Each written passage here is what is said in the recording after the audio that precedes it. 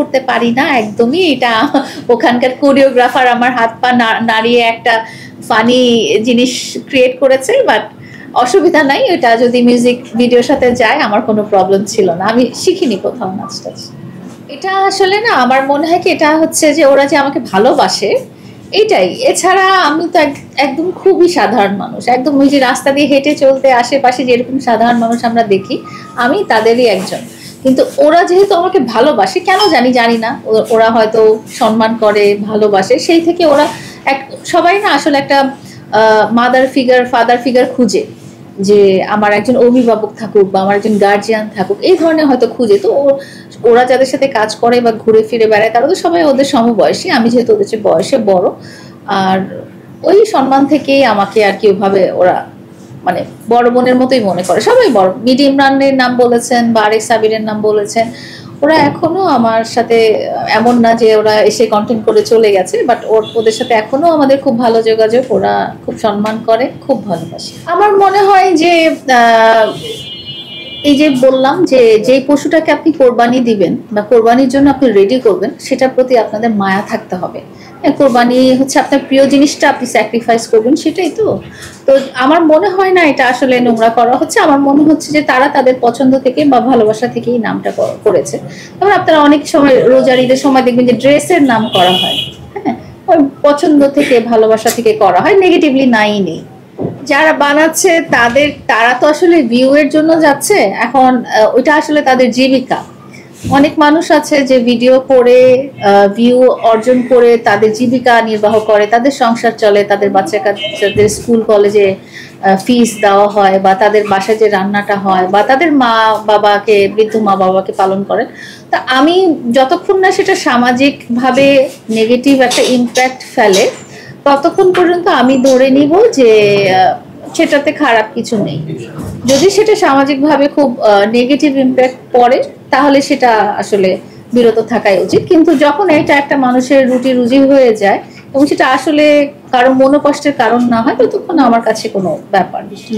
আমি আসলে যাই না, আমার খুব মায়া লাগে। আমি কখনো কোরবানি দেখতে পারি না, মানে একটা মুরগি জবাই যে করবে সেই জিনিসটাও আমি কখনো দেখতে চাই না, আমার খুব মায়া লাগে প্রাণীটার। এবং আমি কখনো যে মানে আমার বাসার কোনো মুরগিকে জবাই করে রান্না করা হয়েছে সেটা আমি খেতে পারি না, আমার খুব মায়া লাগে। আমি যদি জানি যে আজকে এই গরুটা বা এই ছাগলটা আমার বাসায় কোরবানি হচ্ছে, ওটার মাংস আমি আসলে খেতে পারি না, আমার খুব মায়া লাগে। আমি স্বাগত জানাই যারা সমাজ সচেতন আইনজীবী যারা আছেন তারা যে পয়েন্ট আউট করেছেন, আসলে সোশ্যাল মিডিয়ার কোনো সেন্সর নাই, যদিও একটা কমিউনিটি স্ট্যান্ডার্ড আছে, যে কমিউনিটি স্ট্যান্ডার্ডের মধ্যে দিয়ে অনেক কিছুই পড়ে না।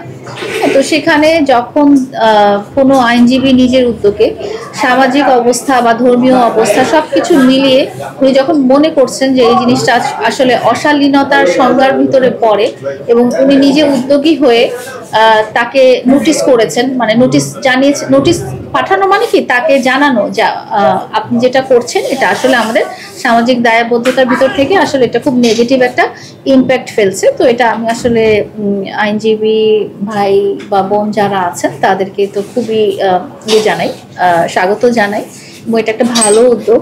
কারণ আমরা না অনেক সময় এমন কিছু করি যেটা নিজেরা বুঝতে পারি না যে এটা আসলে খারাপ হচ্ছে, তো আমাদেরকে যখন কেউ ধরিয়ে দেন ব্যাপারটা আসলে পজিটিভলি নেওয়া উচিত। আমি আসলে পাস্টের কথা কখনোই চিন্তা করতে চাই না, এবং মানুষ বলে না যে তুমি কি ছোটবেলায় ফিরে যেতে চাও কি না, আমি আসলে কখনোই আমার ছোটবেলায় ফেরত যেতে চাই না, বা আমার একদিন আগেও যে ঘটনা হয়ে গেছে সেইটার মধ্যে ফেরত যেতে চাই না। আমি চাই যে আমি সবসময় যেটা আসছে, যেটা প্রেজেন্ট, সেটাই আমি ফেস করব, এবং ফিউচারে কি হবে তার জন্য আমি প্রিপেয়ার থাকবো।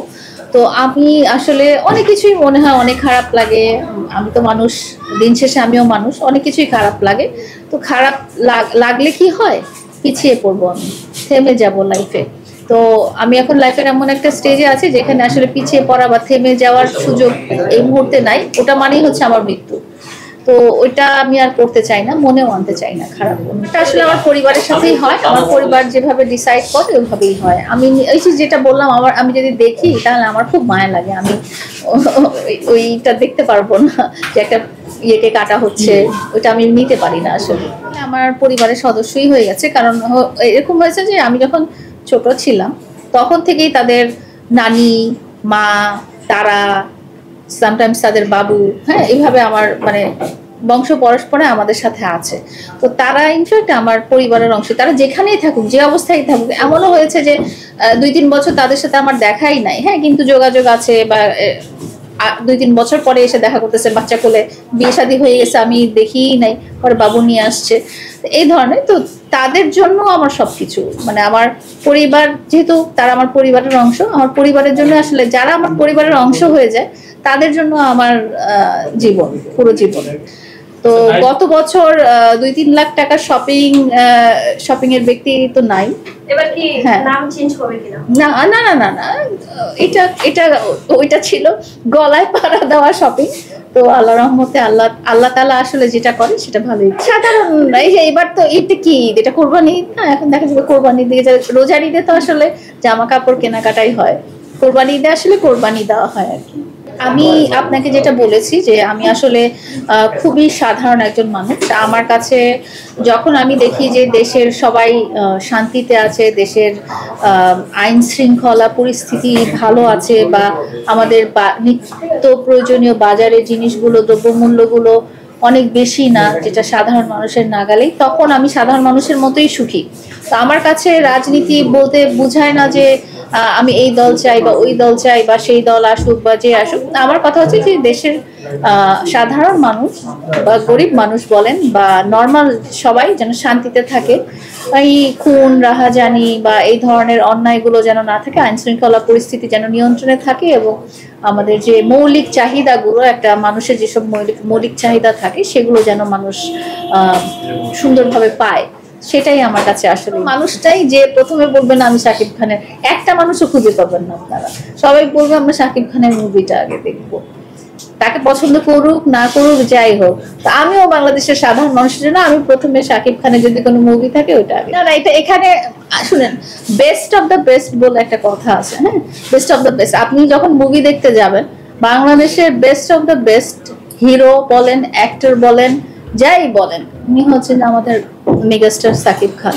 তো উনি যেই অভিনয়, যেই কলা কৌশল দেখাবেন, বা ওনার সিনেমাতে যেভাবে বাজেট রাখা হবে, বা ডিরেক্টর প্রডিউসার যেভাবে সিনেমাটা মেক করবেন, সেটা আমার মনে হয় অন্য কোনো হিরোর জন্য ওইভাবে হবে না। তো এই জন্যই মানুষ তো সবসময় ভালোটাই দেখতে চায়। আর আপনার প্রথম কথাটা বলে, আপনি বলছেন বেছে নিতে হলে শাকিব খানকে বেছে নিব, এটা একটা কথা প্রসঙ্গে আসছিল, বলছিল যে তুমি টাকা দিয়ে টার্গেট করে একজন টিকটকারকে নিয়েছো। তো আমার কথা ছিল, টাকা দিয়ে টার্গেট করলে আমি টিকটকার কেন নিব? আমার যদি এতই টাকা থাকে আর আমার যদি টার্গেটই করতে হয়, তাহলে আমি যে বেস্ট অফ দ্য বেস্ট ওনাকে নায়ক, আমি কি আর অভিনেত্রী নাকি? আর ওনার সাথে যেই নায়িকা লাগবে তাকে খুব গ্ল্যামারাস হতে হবে। তো উনি যাদের সাথে কাজ করছেন তারা আলহামদুলিল্লাহ খুবই ভালো, আমি ওই জায়গায় নাই। আমি আসলে নাটকটা আপনাদের মতোই দেখেছি, ট্রেলারটা দেখেছি, পুরো নাটকটা ইনশাল্লাহ আজকে দেখে ফেলবো। তো ওকে যতটুকু দেখেছি ততটুকু মনে হয়েছে যে মাশাআল্লাহ খুব ভালো অভিনয় করেছে। ওর রিঅ্যাকশন টাইম খুব কম ছিল, টাচ করে বলা হয়েছে যে তুমি নাটকে চলে আসো, অভিনয় করো, তখন বলছে আমার প্রিপারেশন আছে, এই আছে সে আছে, বাট সেই হিসেবেও সে এত ভালো অভিনয় করেছে। ইনশাল্লাহ আমরা ওকে শাকিব খানের নায়িকা দেখতে চাই, হ্যাঁ চাইবই যখন, তখন আমি হীরা বসানো সোনার টাকা চাবো, তাই না? ও যদি কোনো আসলে হচ্ছে, আমার তো বোঝার উপায় নাই, তো ও যদি আমার কাছে, ও কেন, যে কেউ আমার কাছে যদি সাপোর্ট চায় এবং সেই সাপোর্টটা আমার নাগালের মধ্যে থাকে যে আমি পারবো, তাহলে অবশ্যই করবো। আমার কথা হচ্ছে যে কেউ যদি আমার কাছে মানে হেল্প চায় বা সাপোর্ট চায় বা সহযোগিতা চায় বা অ্যাডভাইস চায়, আমি দিলে তো আমারটা কম হয়ে যাবে না। সো মানে এই কাজটা করার পর আমি নিজেকে রিয়ানা মানে বকুলি ভাবতে শুরু করে দিছি। সো কি আর বলবো, এই কাজটা আমার কাছে অনেক ভালো লাগছে, আশা করি আপনাদের কাছে অনেক ভালো লাগতেছে। আপুর সাথে আজকে আমার ফার্স্ট টাইম মেক, সো আপু অনেক মিশুক, এই কারণে কি আর বলবো, আপুকে আমার অনেক অনেক ভালো লাগে। আমি চাই না শাকিব খান নায়িকা হতে পারি, কারণ শাকিব খান আমার বাবার বয়সী। কারণ শাকিব খানকে আমি সেই ছোট থেকে দেখে আসতেছি, কারণ সে আমাদের মানে আমার থেকে অনেক সিনিয়র পার্সন।